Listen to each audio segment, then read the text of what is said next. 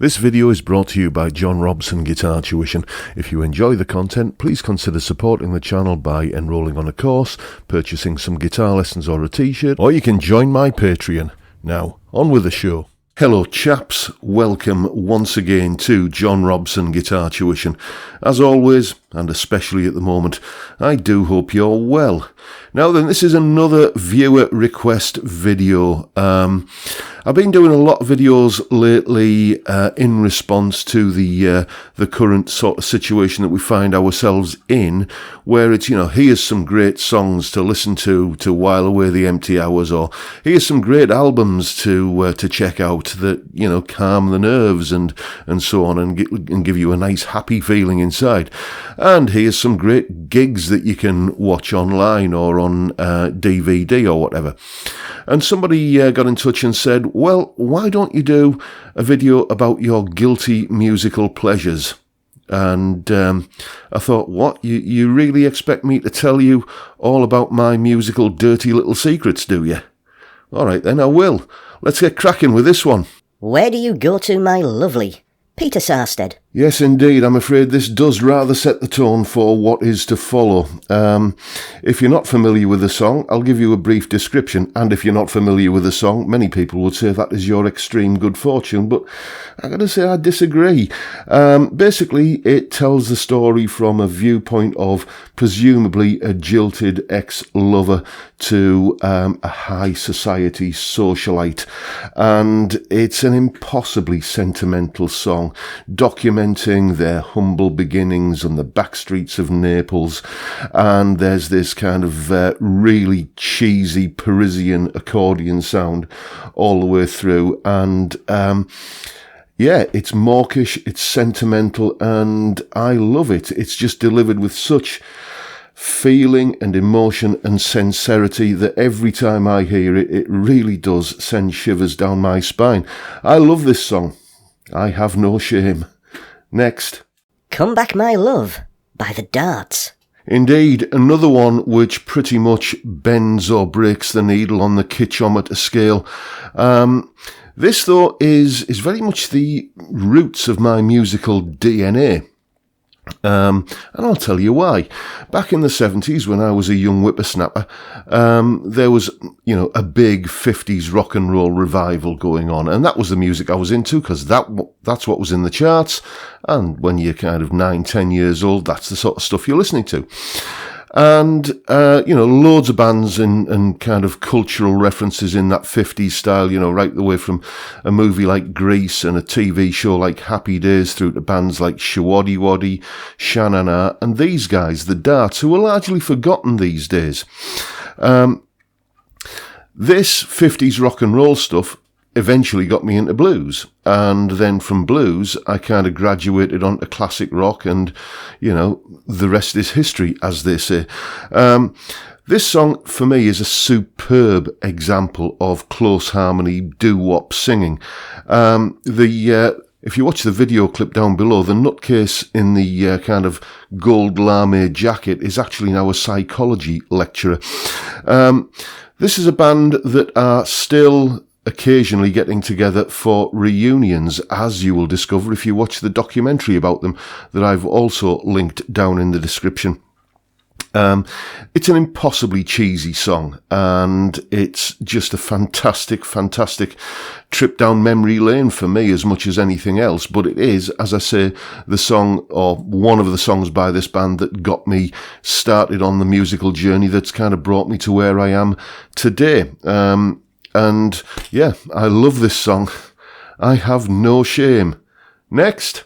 Half a Boy and Half a Man by Nick Lowe. Okay, now, it's not really usual to find a Nick Lowe song on a list of guilty pleasures. This man has written some fantastic songs, Cruel to Be Kind, I Love the Sound of Breaking Glass, and his whole collaborations with Dave Edmunds in Rockpile, fantastic back catalogue of songs. But this is a rare exception. It is just a bit of cheesy, embarrassing pop from the early 80s. In fact, the only thing more embarrassing than this song is the video for it, which, again, I've linked in the description below. It's just a bit of toe-tapping kind of rock and roll pastiche. Check out the Hammond organ that's on this. I think it's a Hammond organ, might be a Vox organ, I'm not sure.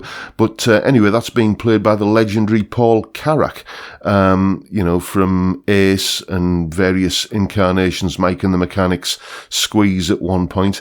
Fantastic vocalist, and for some reason they hired him to play keyboards on this track.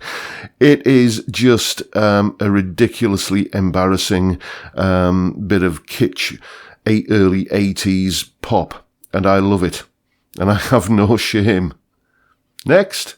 December 63, by the Four Seasons. Right, this one is pretty much the embodiment of 70s cheesy pop, isn't it? But do me a favour, just listen to it with a fresh set of ears, and you will hear superb vocal performances. Funnily enough, it's not Frankie Valli in the Four Seasons who's taking the main lead vocal on this. He doesn't come in till the bridge. But what you're going to hear is, superb vocal performances and a really, properly tight musical performance. Just listen to the way that bass line comes in. The bass line itself, for me, is absolutely magical. It's just such a fun, funky, syncopated, brilliant little bit of bass playing on this song that is often just kind of dismissed. It's just superb. I love it. And I have no shame. Next. Chanson d'amour, by the Manhattan Transfer. Okay, I saved the best for last, obviously. This is the crowning glory of songs that you would never, ever admit to your mates that was in your MP3 collection. Once again, it's a largely forgotten band, the Manhattan Transfer. I'm not sure if they're still going. I should have Googled them, but it wouldn't surprise me if some incarnation of them are still doing the holiday camp and summer season circuit.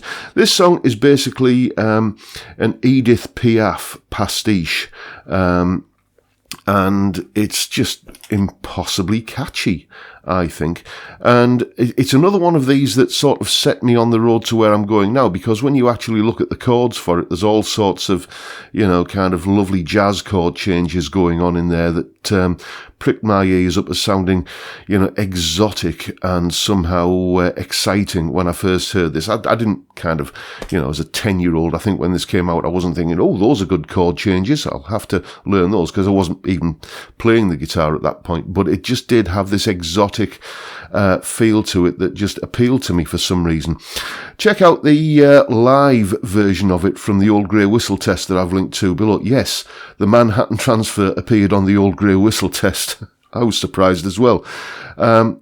Again, superb close harmony singing in the days well before auto-tune, it has to be said. It's just so unashamedly kitsch, and I absolutely love it. And once again, I have no shame, as you can tell. So there you go, folks. Those are 5 of my guilty musical pleasures. I'd be interested to know what yours are. Don't be shy. I've shared. You should feel kind of emboldened to do the same. I hope you found this video entertaining in some way, and if you have, please hit the subscribe button and the notification bell, and why not give me a like while you're at it. And I'll just mention once again the whole Fret Zealot thing. If you want a Fret Zealot a little bit cheaper, which is that nifty little tuition device that is that it's like a strip of LEDs that goes onto the neck of your guitar, lights up, tells you where to play all manner of fantastic things, including a couple of my courses, Play Lead Guitar the Easy Way and Making the Modes Easy. If you fancy getting one of these little devices a bit cheaper than you would otherwise have to pay for, then just use the discount code on screen and the link in the description to make your purchase, and you'll get a little bit of money knocked off thanks to me. You're welcome. And if you want one for absolutely nout, free, no money at all changing hands, then you can win one. Just make a donation to Zoe's Place Baby Hospice, a fantastic charity in Middlesbrough, which does all kinds of great work for young children with very, very serious illnesses. Make your donation to them. The link is in the description. Make it a £5 or more, £5 or more. Screenshot your receipt, send it to me at this email address you can see on screen, and that's it. You're entered into the draw and you stand a chance of winning a Fret Zealot. I'm drawing the winner on May the 7th and announcing who that lucky person is very shortly after that. And that is it for today, folks, apart from saying don't forget the Friday live stream tomorrow, 5 p.m. UK time. We're basically going to have a beer, have a chat, have a laugh, shoot the breeze. It's been great fun the past few weeks been doing this, and it's a great way for me anyway to start the weekend, and people seem to say they're enjoying it, so I'm just going to continue doing it until you tell me not to. So be there tomorrow 5 p.m. UK time and we'll have a beer. And that's it for today, folks. Thanks for watching, thanks for your time.